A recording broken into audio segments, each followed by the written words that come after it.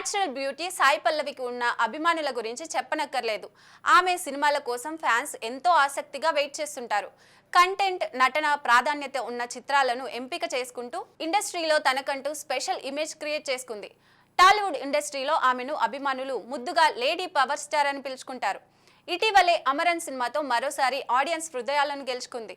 ఇందులో ఇందు రెబికా వర్గీస్ పాత్రలో మరోసారి అద్భుతమైన నటనతో కట్టిపడేసింది. మరోవైపు రామాయణం సినిమాతో బాలీవుడ్లోకి అడుగుపెట్టింది.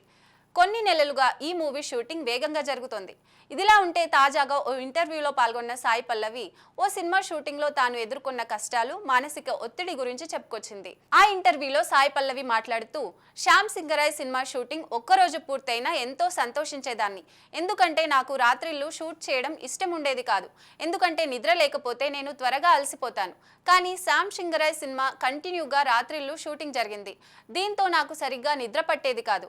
అలాగే షెడ్యూల్స్ వల్ల మానసికంగాను శారీరకంగాను చాలా అలసిపోయాను. దాదాపు 30 రోజుల పాటు కంటిన్యూగా షూటింగ్ జరిగింది. పని భారం, అలసటతో చాలా నీరసించిపోయాను. దీంతో షూటింగ్ సెట్లో ఏడ్చేశాను. కానీ నాకు ఆ సినిమాలో నటించాలని ఉండేది.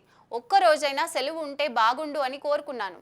కానీ నేనెప్పుడు ఏ విషయాన్ని ఎవరితోనూ పంచుకోలేను. నేను ఏడుస్తున్నప్పుడు మా చెల్లెలు చూసింది. దీంతో నేరుగా నిర్మాత దగ్గరకు వెళ్ళి తాను ఏడుస్తుంది, ఒకరోజు సెలవు కావాలి అని అడిగింది.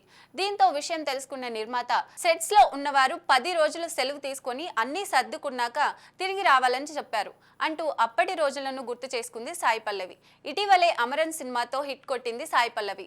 ఆర్మీ మేజర్ ముకుంద్ వరదరాజన్ జీవితం ఆధారంగా తెరకెక్కిన ఈ మూవీలో కోలీవుడ్ యాక్టర్ శివకార్తికేయన్ హీరోగా నటించగా రాజ్ కుమార్ పెరియస్వామి దర్శకత్వం వహించారు. ఇప్పటికీ ఈ సినిమా థియేటర్స్ లో విజయవంతంగా రన్ అవుతుంది.